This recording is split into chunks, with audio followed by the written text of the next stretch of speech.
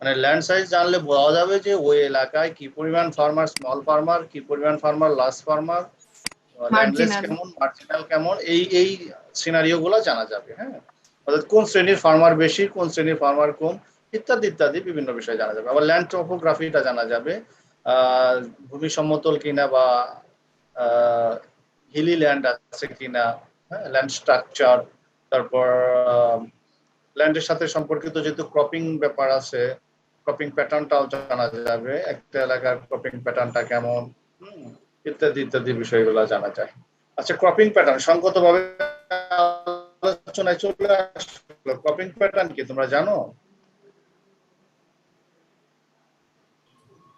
খুবই কমন, একজন এগ্রিকালচারিস্ট হিসেবে এটা কিন্তু জানতে হবে। তুমি যে এলাকায় থাকো সেই এলাকার ক্রপিং প্যাটার্নটা জানতে হবে, তোমার গ্রামের বেশ করে। স্যার বছরে মানে কি একটা এলাকায় ওইখানে সাগরিকা কি, বলো তো, তোমার গ্রামে, তুমি কি গ্রামে না শহরে? স্যার আমি শহরে। হ্যাঁ, কি বলতেছিলেন? স্যার বলতেছে মানে একটা এলাকায় একটা মানে একটি বছরে ওইখানে কি কি ধরনের এক একটা সিজন ওয়াইজ কি কি ধরনের ফসল হয় সেটাই হলো স্যার ওই এলাকার ক্রপিং প্যাটার্ন। Good, exactly. হ্যাঁ, তোমার এলাকার ক্রপিং প্যাটার্নটা কি বলো তো? স্যার আমারটা হচ্ছে মানে ধান, পাট, আবার ধান। তবে হচ্ছে ধান, এখন পাট, ধান, তবে এখন দারুণ, স্যার নাইস। বড় সিজনে হ্যাঁ, হচ্ছে এটা এখন অনেক তামাক ছাত্র চাষ বলতে করে। পারে না, অদ্ভুত। হ্যাঁ, এবং ফাইনাল ইয়ার অনার্স মাঝে মাঝে তামাকও চাষ করে। মানে হ্যাঁ, আর কি বড় সিজনটা এখন ধানটা উঠে গেছে স্যার, এখন তামাকটাই বেশি হয় আর কি। তামাকটাই বেশি হয়। জি স্যার। আর তাহলে পাটে তোমার আর এলাকায় হয়তোবা জি ক্রপিং স্যার। প্যাটার্ন দুইটা হতে পারে, একটা হলো ধান, পাট, ধান, আর একটা হলো ধান, পাট, তামাক, এরকম একটা কিছু জি নাকি? স্যার। জি স্যার। হ্যাঁ, হ্যাঁ, আর দুই একজন বলো তো, যার যার এলাকার, আপাতত একটু বুঝি তোমরা এলাকা সম্পর্কে সচেতন, ইন এগ্রিকালচারাল ভিউ, যার যার গ্রামের ক্রপিং প্যাটার্নটা বলো। না জানলে আজকের পর থেকে ক্লাস শেষ করে তারপর যাবা গ্রামে, দেখবা যে কি কি স্যার ফসল করে আমাদের সারা এলাকায় স্যার বছর। তিনটেই ধান স্যার। হ্যাঁ, তো তিনটেই ধান মানে আউশ আমন বোরো স্যার তিনটে ধানই হয়। তিনটা ধানই করে? জি স্যার। আর কিছু করে না? আর স্যার হচ্ছে পাশাপাশি স্যার ভেজিটেবলটা হয়, আর হচ্ছে স্যার আখ হয়। যদি পাশাপাশি ভেজিটেবলও হয়, তাহলে তোমার এলাকার ক্রপিং প্যাটার্ন কিন্তু একাধিক, তাই না? একটা এলাকায় একাধিকও থাকতে পারে। কেউ কেউ ধানই করতেছে 3 সিজনে, আবার কেউ কেউ 2 সিজনে ধান করে, আবার 1 সিজনে সবজি করে, আবার কেউ কেউ 2 সিজনে ধান করে, আরেক সিজনে ধানের পাশাপাশিও সবজি করে। এগুলো বিষয়টা সবই হচ্ছে স্যার কিন্তু ক্রপিং এরকম প্যাটার্ন। স্যার, মানে স্যার লো ল্যান্ডে হচ্ছে যে আপনার ধানটা হয়, আর একটু যারা মানে একটু কম্পারেটিভলি হাই ল্যান্ড যেটা ওইখানে স্যার হচ্ছে যে ভেজিটেবল আর আখ যেটা এটা হয় আর কিন্তু কি। কিন্তু বাংলাদেশে কিন্তু খুব কম এলাকায় আছে যেখানে বছরে 3টা ধানই হয়। আসলে কি 3টা ধান হয় তোমাদের ওদিকে? জি স্যার তিনটা ধান হয়েছে। 3টা হয়, তবে আউশ মনে হয় খুব স্বল্প পরিসরে। জি স্যার এটা খুব কম হয়। সাগরিকা বলতে পারো তোমার এলাকায় কি ক্রপিং প্যাটার্ন? স্যার আমার এলাকায় তো আমি তো খুব কম যাই, তারপরে যতটুকু যাই দেখি তো আমাদের তো চিংড়ি মাছ স্যার, মাছটা বেশি হয়। কি সাতক্ষীরা নাকি? স্যার বাগেরহাটে। বাগেরহাট। স্যার ক্রপের কথা বলো, ক্রপ। স্যার ক্রপ বলতে কি মানে স্যার সরিষাটা দেখি, মাসকালাই, ধানের মধ্যে বোরো মাসকালাই, ধানটা সরিষা। হয়, বোরো ধানটা হয়। হ্যাঁ, বড় ধান হয়। এক্স্যাক্টলি, আমাদের দেশে যে কেউকে ক্রপিং প্যাটার্ন বলতে বললে কমপক্ষে তাকে ধান একটা বলতে হবে, তাই না? কারণ বাংলাদেশে এমন কোন এলাকা নাই যে অ্যাটলিস্ট ধান কিছু না কিছু হয় না, এরকম এলাকা আছে? বাংলাদেশের সব জায়গায় ধান হয়, আইদার আউশ, আমন অথবা বোরো, যে কোনো একটা অথবা একাধিক ধান হবে। তবে হ্যাঁ, তুমি যেটা শেষে বললা তাহলে তাহলে কি ধান, আর বললা সরিষা, মাসকালাই। মাসকালাই। তার মানে এখানে ইন্টেন্সিভ এগ্রিকালচারাল জোন না এই বাগেরহাট বা সাতক্ষীরা এগুলো, যেহেতু স্যালিনিটি ইফেক্ট একটা আছে। স্যালিনিটি ইফেক্ট সমাধান করার জন্য তারা কি করে? কখনো কথা বলছো তাদের সাথে বা গিয়েছো? না স্যার কথা বলা হয়নি। কথা বলা হয়নি, এই হয়নি যেন আর বেশি দিন না থাকে। হ্যাঁ, যে তোমার এলাকার এগ্রিকালচারাল সিনারিওটা খুব ভালো করে জানতে পারবে। পূজা সরকার বলতে পারো, পূজা তোমার এলাকার ক্রপিং প্যাটার্নটা কি?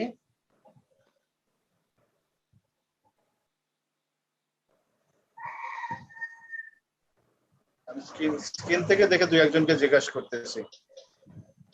পূজা সরকার মৌলিক, সম্ভবত তুমি শুধু আইডি দিয়ে রাখছো, আলোচনাতে নাই অথবা নেটের সমস্যা। তো যাই হোক, আমরা ক্রপিং প্যাটার্নটা জেনে রাখবো আমাদের নিজেদের বেটারমেন্টের জন্য। হ্যাঁ, এরপর হলো এন্টারপ্রাইজ। এন্টারপ্রাইজ হচ্ছে কি? ব্যবসা। তোমরা অনেক সময় গ্রামে দেখবা দোকানে লেখা আছে করিম এন্টারপ্রাইজ বা রহিম এন্টারপ্রাইজ। হ্যাঁ, অর্থাৎ কোন ধরনের কাজ করে, ছোট্ট পরিসরে একটা ব্যবসা, ক্ষুদ্র কুটির শিল্পগুলা, এগুলো হচ্ছে এন্টারপ্রাইজের মতো। তবে এন্টারপ্রাইজ বলতে আমরা যে ডাটাগুলো নিব এন্টারপ্রাইজের আন্ডারে, সেটা হচ্ছে professional variation, diversity of profession. একটা এলাকার রুরাল পিপুল গুলা কোন ধরনের কাজে ইনভলভ থাকে। কেউ হয়তো এগ্রিকালচারাল সোর্স, মানে সোর্স অফ ইনকাম এক কথায় বলা যায়। এগ্রিকালচার, সার্ভিস, না সার্ভিস আসবে না যেহেতু এন্টারপ্রাইজ, এগ্রিকালচার, বিজনেস, তারপর ডে লেবার, যে যেভাবে পারে ইনকাম জেনারেটিং অপশন গুলা বা সোর্স গুলা, এগুলো আসবে এন্টারপ্রাইজে।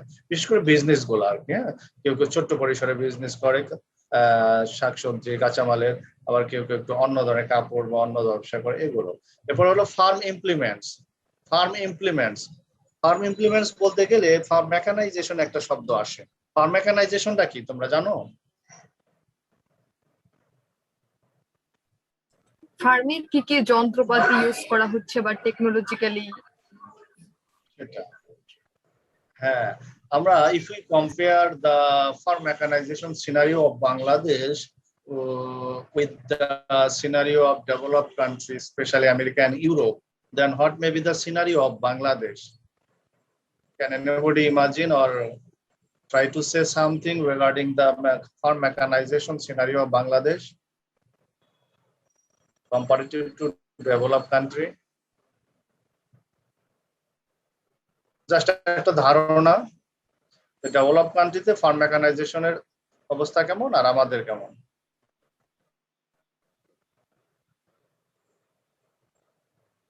তোমরা ভিজিট করোনি, কিন্তু এমনি তোমাদের সেন্স থেকে, পারসেপশন থেকে বলো। ওরা হচ্ছে মানে অনেক হ্যাঁ, বলো, উন্নত মশিউর। ওরা স্যার অনেক উন্নত ধরনের প্রযুক্তি ইউজ করে স্যার। যেমন হচ্ছে আমরা যদি পাওয়ার টিলারটাই বেশি ইউজ করি, ওরা হচ্ছে দেখা যাচ্ছে ডিস্ক প্লাও, তারপর অন্যান্য ধরনের যেগুলো আর কি মানে যত মানে ডেভেলপড মানে মেশিন যেগুলো ইউজ করা যায় আর কি, ওরা সেগুলো ব্যবহার করে। হাইয়েস্ট ডেভেলপ যে টেকনোলজি গুলো আছে, তাই না? দেখা যাচ্ছে স্যার ওদের মানে আমাদের এখানকার মাটি খুব বেশি উর্বর, বাট ওদের অতটা উর্বর না, কিন্তু তারপরে ওরা বিভিন্ন ধরনের টেকনোলজি ব্যবহার করে ওরা আমাদের থেকে বেশি পরিমাণে ফসল ফলাচ্ছে, আর সবকিছুতে স্বয়ংসম্পূর্ণ হয়ে যাচ্ছে। তুমি যদি টেকনোলজির কথা বলো তাহলে ইমপ্রুভ ভ্যারাইটি, ওটাও একটা টেকনোলজি। জি জি। ফার্টিলাইজার, পেস্টিসাইড, ওগুলো টেকনোলজি। আমি শুধু মেকানাইজেশন বা ফার্ম ইমপ্লিমেন্টের মধ্যে আছি একটা আইটেম। হ্যাঁ, জি স্যার। যেটা তুমি প্রথমে বলতেছিলা যে আমরা যদি পাওয়ার টিলার ইউজ করি তাহলে ওরা আরো অ্যাডভান্স টেকনোলজি ইউজ করে, এটা ঠিক আছে। ড্রোন ইউজ করে, দুটো পার্থক্য ওদের সাথে আমাদের। বাট ওটা তো হ্যাঁ, আমরা ওরা অনেক পারি। কিছু ইউজ করে। বলা যায় যে সোয়িং থেকে হারভেস্টিং পর্যন্ত, from sowing to harvest, each and every operation should be done by farm implement or machine in the developed or developing European country or America. এগুলোতে, অর্থাৎ ডেভেলপ কান্ট্রিতে from sowing to harvest everything is done by machine, mechanisation. ওরা বলা যায় 100% mechanisation. সেখানে আমরা এখনো 100% যেতে পারিনি। আমরা কোনো কোনো ক্রপ আসপেক্টে 20%, কোনো কোনো ক্রপ আসপেক্টে 30%, 40%। আমরা এখনো ম্যান পাওয়ারের উপরই ডিপেন্ড। ফার্ম ইমপ্লিমেন্টে আমরা খুব একটা আগাতে পারিনি, তবে আগাচ্ছে দিন দিন। কারণ 2 দশক আগেও বা 1 দশক আগেও কিছু যন্ত্রপাতি ছিল না, এখন সেগুলো আসছে। সো ফার্ম ইমপ্লিমেন্ট বলতে তুমি একটা এরিয়াতে কি কি ফার্ম ইমপ্লিমেন্ট ইউজ করে সেগুলো লিস্ট করবা। হ্যাঁ, তাতে বোঝা যাবে যে মেকানাইজেশন সিনারিওটা কেমন। যেমন এখন তো আর লাঙ্গল দিয়ে খুব একটা জমি চাষ করে না, এখন ট্রাক্টর বা পাওয়ার টিলার আসছে। এরপর অনেক জায়গায় সোয়িং মেশিন আছে, অনেক সময় হারভেস্টিং মেশিন আছে। এগুলো অনেক দাম লাগে। সাধারণত কৃষক একা কিনতে পারে না, সরকারও ভর্তুকি দেয় এবং কৃষকরা গ্রুপ ফন্ড করে, তারা গ্রুপ ফন্ড করে এগুলো পারচেজ করে। তো এগুলো কি পরিমাণ আছে সেগুলো দেখবো আমরা। মিডিয়া এক্সপোজার, ভিডিও এক্সপোজারের মধ্যে দেখবো কৃষকরা সাধারণত কোন ধরনের মিডিয়া ইউজ করে। তারা কি সাব অ্যাসিস্ট্যান্ট এগ্রিকালচার অফিসারের কাছে যায়, রেডিও বা টেলিভিশন থেকেও তথ্য পায়, অথবা নেইবার ফার্মার বা মডেল ফার্মার। অর্থাৎ মিডিয়া ইউজটা কেমন। মিডিয়া 3 ধরনের হতে পারে, individual media, group media, mass media. তাদের মিডিয়া এক্সপোজারে আমরা ইনফরমেশন দেবো, তাদের রিয়ালিস্টিক বা ফ্যাটালিস্টিক ব্যবহার, বিহেভিয়ারটা কেমন। অনেকে ক্রপ প্রোডাকশন যাই হোক, অনেকে ভাবে যে এটাই ছিল আমাদের তকদিরে, ফ্যাটালিস্টিক বিহেভিয়ার, ভাগ্য ডিপেন্ড অনেকটাই। আর অনেকে না রিয়ালিস্টিক, আসলে আমি ম্যানেজমেন্টটা ভালো করতে পারিনি যার ফলে ক্রপ প্রোডাকশন ভালো হয়। কোন ধরনের ফার্মারের সংখ্যা কেমন। Nature of housing and sanitation, এটা আমরা জানবো। এটা একটা কমিউনিটিতে জানলেও আমরা সেখানকার হাইজেনিক কন্ডিশনটা জানতে পারি, এবং একই সাথে ইকোনমিক কন্ডিশনটাও জানা যায়। কারণ একটা এরিয়াতে যদি আমরা দেখি যে 80% ঘর হচ্ছে বিল্ডিং, আর একটা এরিয়াতে দেখি 20% বিল্ডিং, তাহলে আমরা কম্পেয়ার করতে পারি নেচার অফ হাউজিং দেখে যে ওভারঅল সোশিও ইকোনমিক আপডেট বা আপগ্রেডেশন কেমন হয়েছে। রিসেন্ট যে ইস্যু আছে ক্লাইমেট চেঞ্জ ইফেক্ট অথবা বিষমুক্ত সবজি চাষ, এগুলোর প্রতি অ্যাওয়ারনেস লেভেলটা কেমন, তারপর skill in farm and home management কেমন স্কিলনেস রয়েছে, এবং তাদের অ্যাটিটিউড কেমন ডেভেলপমেন্ট অ্যাক্টিভিটির প্রতি, আমরা এগুলো সার্ভে করার সময় মোরালেস এভরিথিং আমরা চেষ্টা করব কভার করার জন্য। তাহলে এগুলো হচ্ছে আমাদের সার্ভে কভার করার বিষয়। এবার হচ্ছে গুড সার্ভেয়ার, যে সার্ভে করে তাকে আমরা সার্ভেয়ার বলি। একজন ভালো সার্ভেয়ারের কি কি বৈশিষ্ট্য থাকা দরকার? ফার্স্ট অফ অল, তাকে ইনভেস্টিগেশনের নেচার সম্পর্কে তাকে ক্লিয়ার থাকতে হবে। সে কোন ধরনের গবেষণা করতে চাচ্ছে, কি ধরনের ডাটা নিতে চাচ্ছে, এগুলো জানতে হবে। Acquainted with the type of instrument, কোন ধরনের ইনস্ট্রুমেন্ট ইউজ করবে, সে কি মেল কোশ্চেনিয়ার করবে, না ফেস টু ফেস ইন্টারভিউ নেবে, না গ্রুপ ইন্টারভিউ নেবে, এগুলো সাথে তার পরিচয় থাকতে হবে। এবং কোন এরিয়াতে কাজ করবে, কি কি বিষয় কভার করবে, এগুলো সম্পর্কে ক্লিয়ার থাকতে হবে। এবং তাকে যে মাঠে কাজ করতে হবে ফিল্ডে, এবং প্রাইমারি এবং সেকেন্ডারি বোথ ডাটা কালেকশনের উপরে এমফাসাইজ দিতে হবে, এই জন্য তাকে মানসিকভাবে প্রস্তুত থাকতে হবে। এবং কনজেনিয়াল অ্যাটমসফিয়ার যাতে ক্রিয়েট করতে পারে, এই ধরনের একটা বন্ধুভাবাপন্ন স্বভাব সুলভ ব্যবহার তার মধ্যে থাকতে হবে। এটা হলো একজন ভালো সার্ভেয়ারের বৈশিষ্ট্য। আমরা অ্যাডভান্টেজ বা লিমিটেশন এগুলো পড়বো না, এগুলো জাস্ট শীট দিয়ে দিব, তখন তোমরা জেনে নেবে। কারণ অ্যাডভান্টেজ ডিসঅ্যাডভান্টেজ এগুলো খুবই সহজ, প্র্যাকটিক্যালের খুব বেশি আলোচনার বিষয়ও না। So we have already crossed the first part of our practice, that is survey and collection of data. অর্থাৎ আমরা ডাটা কালেকশন যে করি, এই কাজটাকে বলে সার্ভে করা। আর সেই সার্ভে করতে গেলে আমরা কি কি বিষয়ে ডাটা কালেকশন করব, আমরা অলরেডি এগুলো নিয়ে ডিসকাস করলাম। আমরা এবার আসবো আমাদের সেকেন্ড পার্ট। এই এক্সপেরিমেন্টের যে সেকেন্ড পার্ট ছিল, সেকেন্ড পার্টটা কি ছিল? কেউ কি মনে আছে আমাদের টাইটেল দেখে? জি স্যার। বলো তো। compilation, tabulation and analysis of data. হ্যাঁ, compilation, tabulation and analysis of data. এখানে দুটো পার্ট। কম্পাইলেশন আর টেবুলেশনকে মিলে বলা যায় প্রসেসিং, আর অ্যানালাইসিস তো আলাদা, অর্থাৎ data processing and analysis. So এখানে যাই কথা বলবো সবগুলোর সাথে ডাটা, শুধু ডাটা নিয়েই কথা হবে। সো আমরা যদি ডাটা, প্রত্যেক জীবনে অনেক কিছু আমরা জানি, অনেকবার অনেক কিছু সরি ডাটা নিয়ে আমরা অনেকবারই কথা বলি, বা প্রায় খুব কমন একটা term data. But if I ask you to define data, then what you say? আমরা প্রায় শুনি না ডাটা বা ডাটা, ডাটাকে ডিফাইন করবা কিভাবে?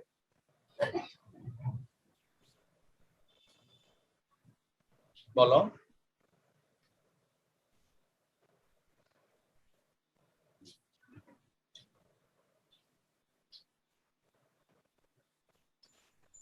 শুনতে পাচ্ছি না, কেউ বলতেছো কিনা কিছু? অথবা if you face a question what is data, then what would be your answer? তথ্যের সুবিন্যস্ত সমাবেশ। প্রশ্নের নাকি শুরুটা কি বলবো? ইনফরমেশন। ইনফরমেশন। সো এখানে তাহলে আরেকটা শব্দ আসলো, information. So is it same data and information? না স্যার, ইনফরমেশন নরমালি হচ্ছে মোর অ্যাকুরেট এবং নিউমেরিক্যাল ভ্যালু থাকে সম্ভবত। আচ্ছা, আর ডাটা?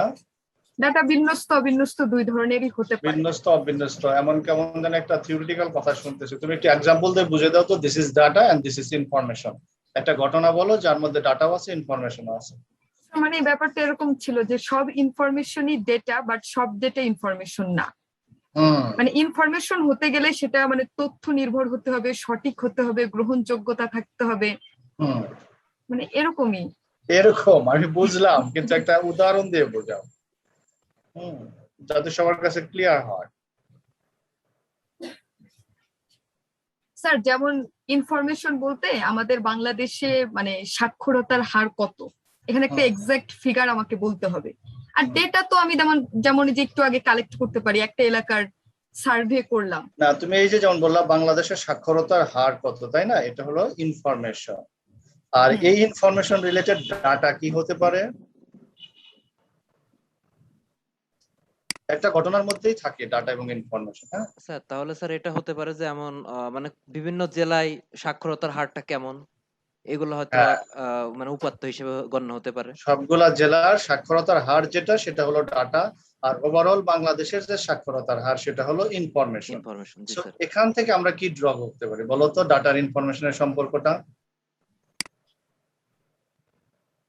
অনেকগুলো ডাটা নিয়ে ডাটা তো হচ্ছে ইনফরমেশন বের প্রাইমারি রেকর্ড আর ইনফরমেশন হচ্ছে সেকেন্ডারি রেকর্ড। হ্যাঁ, সেটা একটা কথা। আমরা আরো কিন্তু কিছু কথা বলতে পারি। আমরা ইনফরমেশন প্রোভাইড করতে চাইলে ডাটা লাগবে। Information is an answer which is prepared based on data, এটা মনে রাখবো। Information is an answer which is prepared based on data.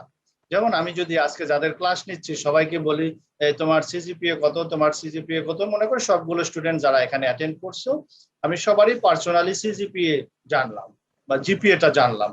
এই জিপিএ জানার পর আমি অ্যাভারেজ করলাম, আজকে আমার ক্লাসে যারা ছিল তাদের অ্যাভারেজ জিপিএ হলো 3.4, লাইক দিস, এরকম একটা কিছু। সো এখানে কোনটা ইনফরমেশন কোনটা ডাটা? অ্যাভারেজ যেটা সেটা হচ্ছে ইনফরমেশন, আর এই যে মানে সব কালেক্ট করলাম এটা হচ্ছে ইন্ডিভিজুয়াল ডেটা। যে তথ্য সেটা হলো ডেটা, তাই না? জি স্যার। তার মানে ইনফরমেশন তৈরি করতে গেলে কিন্তু ডাটা লাগবে।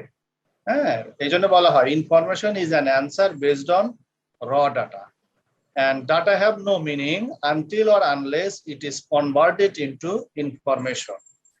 যেমন তোমাদের ইন্ডিভিজুয়াল যদি জিপিএ জিজ্ঞাসা করি এটার কোনো মিনিং নাই, কিন্তু যখনই আমি বলবো আমার ক্লাসের স্টুডেন্টদের অ্যাভারেজ জিপিএ এত, সেটার কিছুটা হলো একটা মিনিং আছে, তাই না?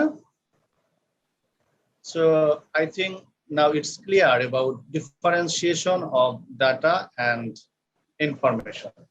আমরা এখন ডাটা নিয়ে কথা বলতেছি, কিন্তু এখানে একটা সংজ্ঞা দিয়েছে তোমরা দেখো, data are the basis of hypothesis testing. এখানে কিন্তু একটা সংজ্ঞা দিয়ে দেওয়া হয়ে গেছে। এটা বুঝেছো যে data are the basis of hypothesis testing?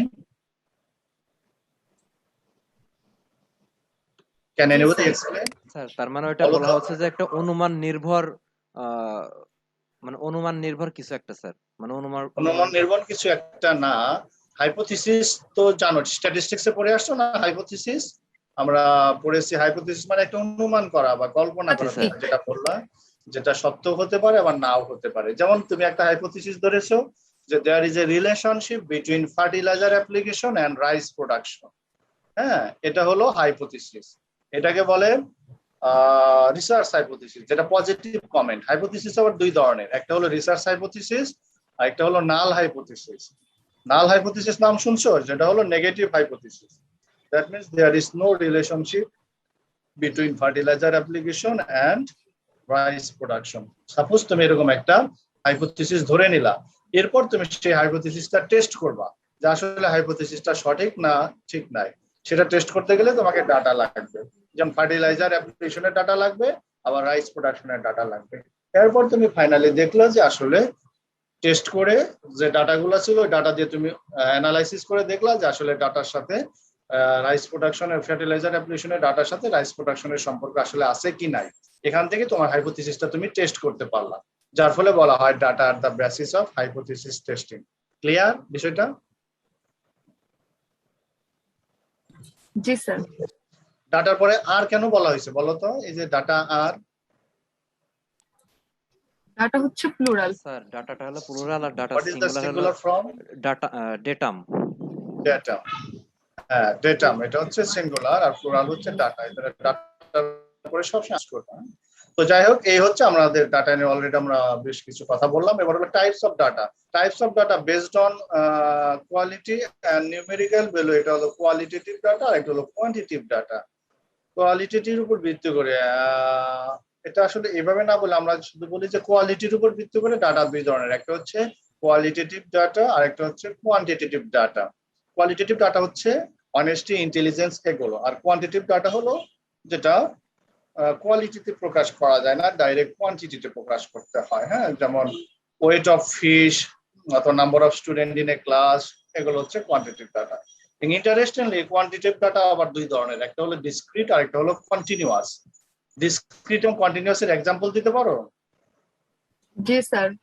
বলো তো একটা example, discrete R continuous.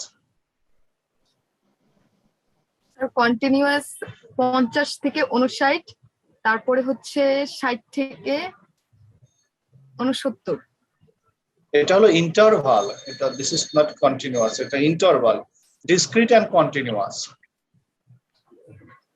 Can anybody clarify these two terms with example? Discrete and continuous.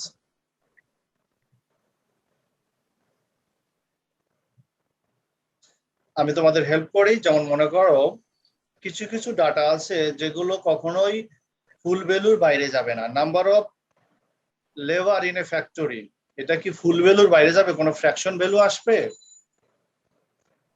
আবার মনে করো টমেটোর ওয়েট অথবা মানুষের উচ্চতা, এগুলো কি ফ্র্যাকশন ভ্যালু হতে পারে না? জি স্যার, হতে পারে। এবার বলো ডিসক্রিট কোনটা, কন্টিনিউয়াস কোনটা? স্যার একটা রেঞ্জের মধ্যে যদি যে কোনো ভ্যালু নিতে পারি তাহলে সেটা হবে কন্টিনিউয়াস। আচ্ছা, আর হ্যাঁ, আর যদি হচ্ছে কিছু ওই মানে আইসোলেটেড ভ্যালু নিতে চাই তাহলে সেটা হবে ডিসক্রিট। ডিসক্রিট কিছুটা তোমারটা হয়েছে, পরিপূর্ণ না হলেও পার্শিয়াল রাইট অ্যান্সার, বাট আরেকটু ক্লিয়ার করতে হবে, সেটা হচ্ছে continuous always possess full value, হ্যাঁ, আর ডিসক্রিট মে বি ফ্র্যাকশন। যেটা একটু আগে উদাহরণ দিলাম যে number of student in a class অথবা number of labour in a factory অথবা household size, family size. মনে করো ফ্যামিলি সাইজ, একটা ফ্যামিলিতে 4 জন আছে বা 5 জন আছে, ইভেন তো বাচ্চা কাচ্চা থাকলেও আমরা বলবো না যে 4.5 জন, তাই না? এগুলো ফুল ভ্যালু, সবসময় ফুল ভ্যালু হবে, এগুলো হলো কন্টিনিউয়াস ডাটা। আর ডিসক্রিট হলো when there is a probability of fraction value, that means টমেটোর ওয়েট হতে পারে 1 কেজি 300 গ্রাম, এরকম হতে পারে না? তবে মানুষের উচ্চতা 5 ফিট 6 ইঞ্চি, হ্যাঁ, এই যখন এই ফ্র্যাকশন ভ্যালু আসবে তখন ওগুলোকে বলে ডিসক্রিট। বোথ আর কোয়ান্টিটি, একটা খেয়াল রাখবা, বোথ আর quantity, one is full value another is fraction value. এই হলো ডাটার টাইপস। আমরা কোয়ালিটেটিভ ডাটা জানলাম 2 ধরনের, আবার কোয়ান্টিটেটিভ ডাটাও 2 ধরনের। এবার আরো 2 ধরনের ডাটা আছে, বলো তো কি? Primary data, secondary data. Primary data, secondary data. Primary data যেটা হলো ডাইরেক্ট ফিল্ড থেকে কালেক্ট করা হয়, আর সেকেন্ডারি ডাটা হচ্ছে যখন প্রাইমারি ডাটাটা কোথাও পাবলিশ করা হয় সেখান থেকে যখন, বা রেকর্ড করা হয় সেখান থেকে যখন আমরা তথ্য নেই, সেটা হলো সেকেন্ডারি ডাটা। এবার আসি আমরা কম্পাইলেশন অফ ডাটা, তাই না? আমাদের প্রথমে কাজ ছিল যে compilation of data. Compilation of ডাটার মধ্যে মেইনলি 2টো কাজ করা লাগে, হ্যাঁ, আমরা সংজ্ঞা না দিয়ে যদি বিষয়টা বোঝার চেষ্টা করি আরো ভালো হবে। কম্পাইলেশন মানে কম্পাইল করা, কম্পাইল করতে গেলে 2টো কাজ করতে হয়, একটা হলো কোডিং করা আর একটা হলো ক্যাটাগরাইজ করা। কোডিং কেন করতে হয়? কারণ আমরা যদি ডাটা কালেকশন করি সব সময় কোয়ান্টিটি পাই না, কোয়ান্টিটি ছাড়া আবার অ্যানালাইসিসও করা যায় না, অর্থাৎ সংখ্যা পাই না, সংখ্যা ছাড়া কিন্তু অ্যানালাইসিস করা যাবে না। এখন এই সংখ্যাতে কনভার্ট করার জন্য যখন কোনো গুণগত কোয়ালিটেটিভ ডাটা পাবো, সেটাকে সংখ্যায় কনভার্ট করার যে পদ্ধতি সেটাই হলো কোডিং। যেমন তুমি ফার্মারদের শিক্ষাগত যোগ্যতার ডাটা নিচ্ছ, কেউ ইলিটারেট, কেউ ক্লাস 5 পর্যন্ত পড়েছে, কেউ ক্লাস 9 পর্যন্ত পড়েছে, এটা একটা কোয়ালিটেটিভ ডাটা, এটাকে তোমাকে সংখ্যায় নিতে হবে। এই সংখ্যায় নেওয়ার যে পদ্ধতি সেটাকে বলে কোডিং। আচ্ছা, আমরা এই এডুকেশনটাকে কিভাবে সংখ্যায় নিতে পারি বলো তো? একজন ইলিটারেট, আরেকজন ক্লাস 2 পর্যন্ত পড়েছে, আরেকজন ক্লাস 6 পর্যন্ত পড়েছে, এগুলোকে কোডিং করব কিভাবে বলো তো?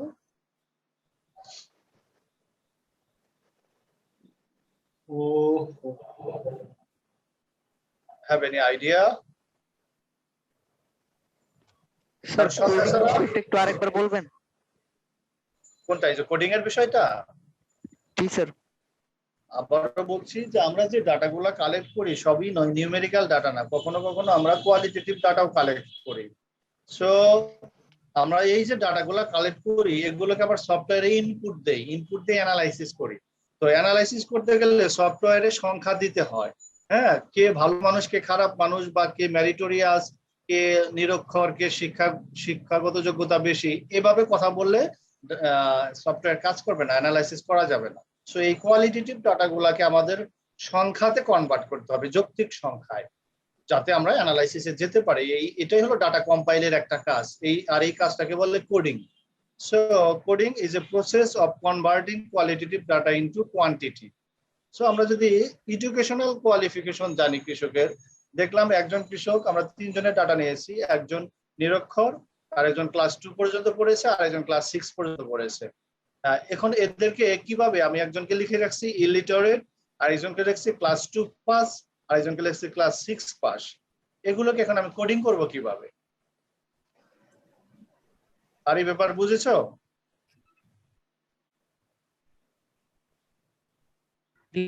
স্যার ওই রেঞ্জ দিয়ে দিয়ে রেঞ্জ দিয়ে কিভাবে হতে পারে?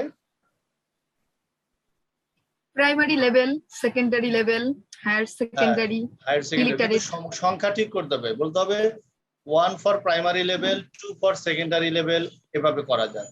তখন তোমার যে ইলিটারেট তাকে তুমি 0 দিবা, যে প্রাইমারি পর্যন্ত পড়াশোনা করেছে ক্লাস 2 মানে সে 1 পাবে, যে ক্লাস 6 অর্থাৎ সেকেন্ডারি সে 2 পাবে। এটা একটা করা যায়। আরেকটা করা যায় যে ইয়ার অফ স্কুলিং, অর্থাৎ যতগুলো ক্লাস পড়াশোনা করছে তার জন্য 1 দেওয়া। যেমন ক্লাস 1 পড়লে 1, ক্লাস 3 পড়লে তার জন্য 3, ক্লাস 9 পর্যন্ত পড়াশোনা করলে তার জন্য ক্লাস 9 এর জন্য 9, অর্থাৎ 1 ফর 1 ইয়ার অফ স্কুলিং। বুঝতে পারছো? এইভাবে কোডিং করতে হয়। হ্যাঁ, যে 1 বছরের পড়াশোনার জন্য আমরা 1 দিব। ঠিক তেমনি জেন্ডারকে কিভাবে স্কুলিং করতে পারি, কোডিং করতে পারি?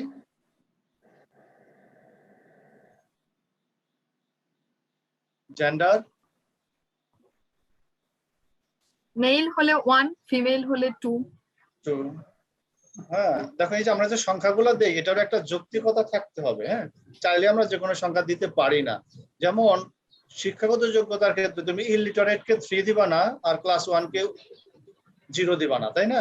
একটা সংখ্যাও দিতে হবে এবং সেটা যৌক্তিক হতে হবে। এটা হলো কোডিং এর আরেকটু চিন্তা ভাবনার বিষয়। হ্যাঁ, সো মেল ফিমেল 1 2 করতে পারো, but in most of cases সাধারণত মেল 2 ফিমেল 1 এরকম করে, অথবা ফিমেল 0 মেল 1 কেন করে? কারণ male are more active than the female. চিন্তা করা হয় যে তাদের এনার্জি লেভেল বেশি, ব্রেন স্টর্মিং ক্যাপাসিটি বেশি, কাজের লোড নিতে পারে বেশি, ইত্যাদি বিভিন্ন চিন্তা করে 1 2।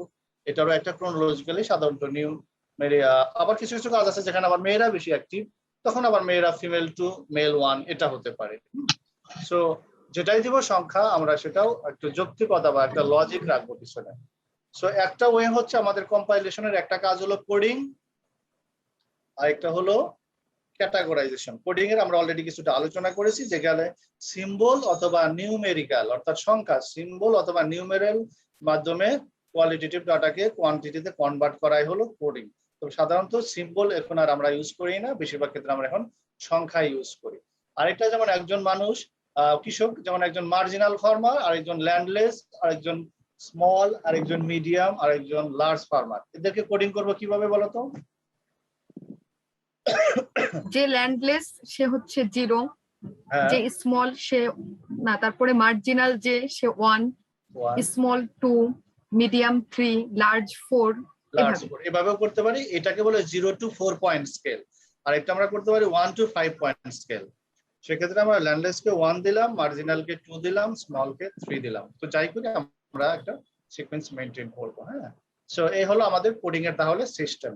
এবার আসি আমরা ক্যাটাগরাইজেশন। ক্যাটাগরাইজেশন মানে কি আসলে? আমরা তো অনেক ক্লাসিফিকেশন করি, তাই না? তোমার পড়াশোনায় অনেক ক্লাসিফিকেশনের অ্যান্সার দাও, অনেক সময় ক্যাটাগরাইজ করো। বাট আজকে তোমরা 2-3টা নতুন ইনফরমেশন পাবা ক্যাটাগরাইজ সম্পর্কে বা ক্লাসিফিকেশন সম্পর্কে। আমরা যদি ডেফিনেশন করি ক্লাসিফিকেশন বা ক্যাটাগরাইজেশন, তাহলে আমরা বলবো যে categorisation it's a process to arrange data into some homogeneous group, তাই না?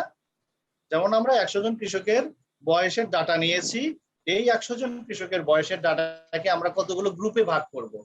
যেমন একটা হলো আপ টু 30, আরেকটা হলো 31 থেকে 50, আরেকটা হলো অ্যাবাভ 50। আমরা কয়টা গ্রুপ করলাম? আমরা এই যে 100 জন কৃষকের বয়সের ডাটাকে কয়টা গ্রুপে ভাগ করলাম? 3টা। এই যে গ্রুপিং করা, এই গ্রুপিং করাকে বলে ক্যাটাগরাইজেশন বা ক্লাসিফিকেশন। এই classification always should have some basis.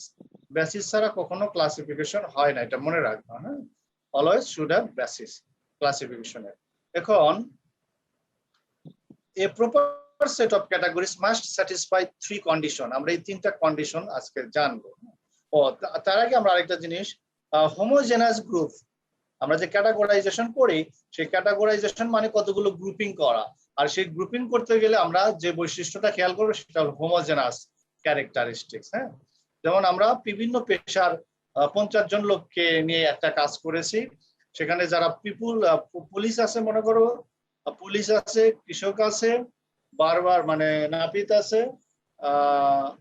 এবং ধোপা আছে, এই 4 শ্রেণীর লোকদের নিয়ে। সো হোমোজেনাস গ্রুপ, কৃষকের একটা গ্রুপ হবে, পুলিশের একটা গ্রুপ হবে, ধোপার একটা গ্রুপ হবে, নাপিতের একটা গ্রুপ হবে। এভাবেই কিন্তু ক্লাসিফিকেশন করা লাগে, হোমোজেনাস গ্রুপগুলোকে আলাদা আলাদা করা। আমরা চাইলেই মিক্সড করতে পারি না। So this is the concept of categorization. Another concept হচ্ছে categorization always should have a basis. Basis ছাড়া কখনো ক্যাটাগরাইজেশন হয় না। এবার কথা হচ্ছে ক্যাটাগরাইজেশন মাস্ট স্যাটিসফাই 3 কন্ডিশন। 3টা কন্ডিশন ফুলফিল করতে হয় একটা আদর্শ ক্যাটাগরাইজেশনে। তার প্রথম কন্ডিশনটা হচ্ছে there should be a single classificatory principle. এটা কি বলতো? এটা বলতে আসলে কি বোঝানো হয়েছে? তোমাদের কোনো আইডিয়া আছে কিনা? ক্যাটাগরাইজেশনের যে 3টা কন্ডিশন ফুলফিল করতে হয়, যার ফার্স্ট কন্ডিশন হলো there should be a single classificatory principle. মানে এটা হচ্ছে এখানে অবশ্যই থাকতে হবে যে আমি যদি মানে ফার্মারদের এজ নিয়ে কাজ করি, তাহলে এটা একটা নীতির উপরই থাকতে হবে, মানে বয়স নেই হবে। শিক্ষাগত যোগ্যতা নিয়ে করলে তখন শিক্ষাগত যোগ্যতাই হবে, মানে যে কোনো একটা সিঙ্গেল প্রিন্সিপালের উপর ভিত্তি করে হবে। হ্যাঁ, সিঙ্গেল ইস্যুর উপর, এক্স্যাক্টলি। হ্যাঁ, ওকে, রাইট, থ্যাংক ইউ। আমরা সিঙ্গেল ইস্যু নিয়ে ক্লাসিফিকেশন করব, একই সাথে একাধিক মাল্টিপল ইস্যু নিয়ে আসবো না। যেমন categorization of the farmers based on their age, তাহলে তুমি ক্যাটাগরি করতে পারবা। কাউকে বলবা ইয়াং ফার্মার, কাউকে বলবা মিডিল এজ ফার্মার, কাউকে বলতে পারবা ওল্ড এজ ফার্মার। কিন্তু একই সাথে তুমি যদি একাধিক ইস্যু নিয়ে আসো, মাল্টিপল ক্লাসিফিকেটরি প্রিন্সিপাল, যে categorization of the farmer based on their age, education and family size, তখন কিন্তু ক্যাটাগরাইজেশন ভালো হবে না। জাস্ট এটাই বলা হয়েছে ফার্স্ট কন্ডিশনে। Second condition, what is meant by second condition? Number 2, the categories must be exhaustive and sufficient for classifying all responses. আমি যে সিঙ্গেল প্রিন্সিপালটা করবো, এটা এমন ভাবে হতে হবে যাতে সবাইকে কাভার করে, কাভার করা যায় এমন ভাবে। যেমন তুমি 3টা গ্রুপ করেছো, হ্যাঁ, 3টা গ্রুপ করেছো, সেই 3টা গ্রুপে সবগুলো ফার্মারই পড়বে। তুমি একটা গ্রুপের নাম দিয়েছো ইয়াং ফার্মার, আরেকটা গ্রুপের নাম দিয়েছো মিডিল এজড ফার্মার, আরেকটা গ্রুপের নাম দিয়েছো ওল্ড এজ ফার্মার। অথবা তুমি নাম দাওনি, তুমি রেঞ্জ করেছো আপ টু 30 ইয়ার্স, আরেকটা হলো 31 to 50 ইয়ার্স, আরেকটা হলো অ্যাবাভ 50 ইয়ার্স। এই 100 জন ডাটাকে তুমি এই 3টা গ্রুপের কোনো না কোনো গ্রুপে ফেলতেই পারবা। এটাকে বলছে ক্লাসিফাইং অল রেসপন্সেস। আর তুমি যদি এরকম করতা 20 থেকে 25 থেকে 40, 41 থেকে 60, 61 থেকে 80, 81 থেকে 100, যদি এই 4টা গ্রুপ করতা, তাহলে কি সমস্যা হতে পারতো বলো তো? তাহলে কি সেকেন্ড কন্ডিশন কি ফুলফিল হতো? না স্যার। কেন হতো না?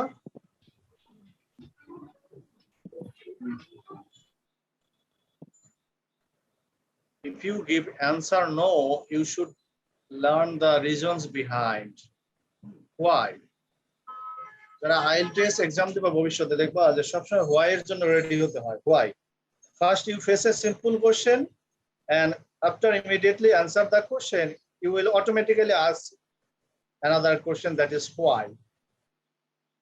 Why? আমি যে ক্যাটাগরি বললাম, কেন এই 2 নম্বর কন্ডিশন ফুলফিল করবে না? এনিবডি? তোমার অ্যানসার কিন্তু ঠিক আছে নো, বাট কেন?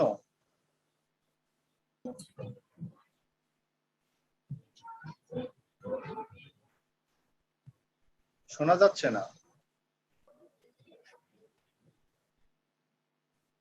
Maybe sound noise. কেউ শুনেছো? কেউ বলতে পারো?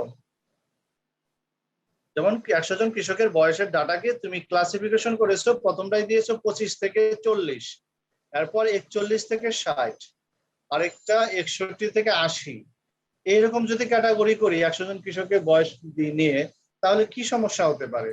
স্যার 80-র উপরে তো মানুষের বয়স থাকতে পারে, তো আচ্ছা, তাহলে তাদের আমি তো আমরা বললাম কভার করতে পারবো না। সেটা একটা সমস্যা। আর কি সমস্যা হতে পারে? আরেকটা যে 25 থেকে শুরু করলাম, 25-এর নিচেও তো কোনো ফার্মার থাকতে পারে, তাই না? জি স্যার। এটাও একটা সমস্যা হতে পারে। সো এমন ভাবে করা যাবে না গ্রুপগুলা যাতে সবগুলা রেসপন্সকে কভার না করে। আর লাস্ট পয়েন্টটা কি বলছে বলো তো? The different categories must be distinct, separate and hence mutually exclusive.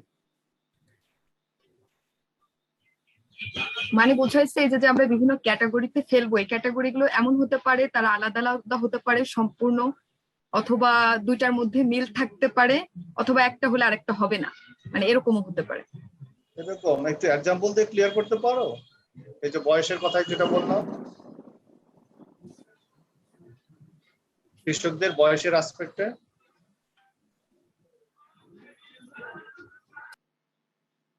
বয়সটা তো স্যার আসলে সেপারেটই হয়, মানে এটা তো কারোর সাথে কারো মিলবে না। ওটা বলেনি আসলে, হ্যাঁ তোমাকে আরেকটু আগে আসতে হবে। যে ডিফারেন্ট ক্যাটাগরি, চিন্তা করো, the different category, that means কি the different group must be distinct, separate. এবার একটু আইডিয়া করো, দ্য ডিফারেন্ট ক্যাটাগরি অথবা গ্রুপ ক্লাসিফিকেশন করতে গেলে যে গ্রুপিং করতে হয়, সেই গ্রুপগুলো মাস্ট বি ডিস্টিংক্ট, সেপারেট হতে হবে। তাহলে কি হতে পারে কৃষকের বয়সটা?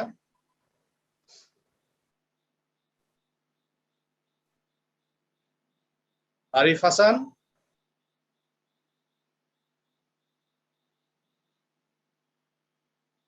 anybody try to share the last condition?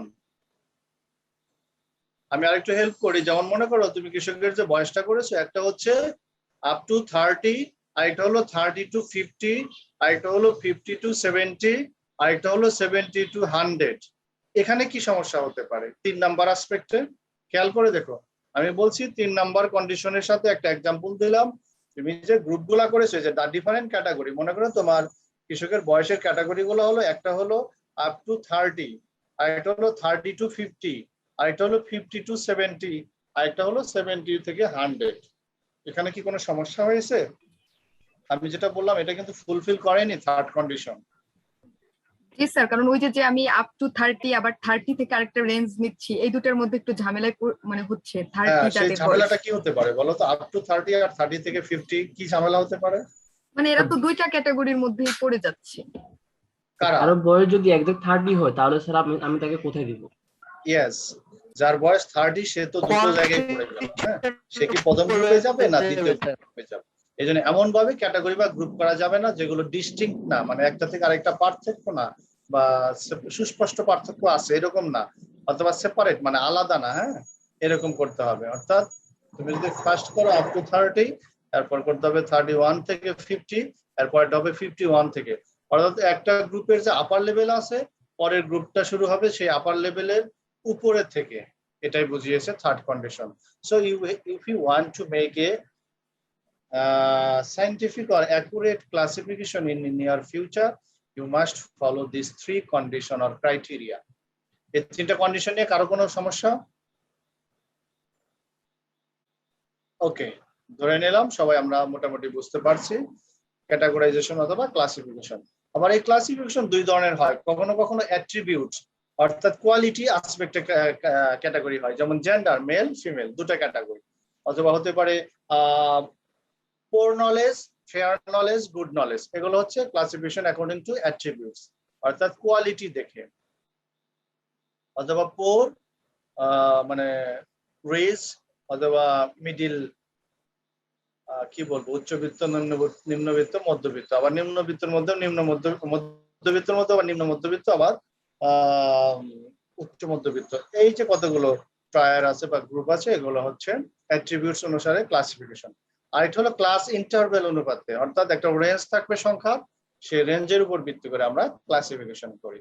তো একটা হলো অ্যাট্রিবিউট যেটা কোয়ালিটির উপর, যেমন জেন্ডার, মেল ফিমেল, আর একটা হলো ক্লাস ইন্টারভ্যাল অর্থাৎ সংখ্যার উপর, রেঞ্জের উপর। যেমন এখানে আমরা একটা দিয়েছি যে একটা কমিউনিটির কৃষকদের ইনকাম রেঞ্জ, হ্যাঁ, মান্থলি 30,000 টাকা পর্যন্ত পেয়েছো। মনে করো তুমি একটা ফার্মিং কমিউনিটিতে ডাটা নিয়েছো, মান্থলি ডাটা নিয়েছো, মিনিমাম 5,000 পেয়েছো, ম্যাক্সিমাম 30,000 পেয়েছো শুধু ফার্মিং সোর্স থেকে। সো সেটাকে তোমরা যদি একটা ক্লাসিফিকেশন করো, দেখো আপ টু 7,000 এটাকে দিয়েছে ভেরি লো, আরেকটা দিয়েছে লো, আরেকটা মিডিয়াম, আরেকটা হাই, আরেকটা হলো ভেরি হাই। এগুলোকে বলে ক্লাস ইন্টারভ্যাল। এভাবে যদি কোনো ক্লাসিফিকেশন করি সেগুলোকে বলে ক্লাস ইন্টারভ্যাল। আমাদের ছিল compilation, tabulation and analysis of data. আমরা অলরেডি কম্পাইলেশন নিয়ে কথা বললাম, এবার হলো টেবুলেশন নিয়ে। টেবুলেশন মানে হচ্ছে টেবিলে কনভার্ট করা, ডাটাগুলোকে টেবিলে কনভার্ট করার যে পদ্ধতি সেটাই হচ্ছে টেবুলেশন। আমরা অবজেক্টিভ বলবো না, কারণ টেবিলের অবজেক্টিভ এক কথায় মনে রাখবা, for easy presentation, for clarification of understanding. এটাই হচ্ছে টেবিলের মেইন উদ্দেশ্য। যেমন তুমি যদি একটা প্যারা লেখো যে একটা এলাকার কৃষকের 100 জন কৃষকের মধ্যে 30 জনের বয়স ছিল এতর মধ্যে, 40 জনের বয়স ছিল এত জনের মধ্যে, আর 30 জনের বয়স ছিল এই রেঞ্জের মধ্যে, এবং তাদের অ্যাভারেজ বয়স ছিল এরকম, তাদের স্ট্যান্ডার্ড ডেভিয়েশন ছিল এমন।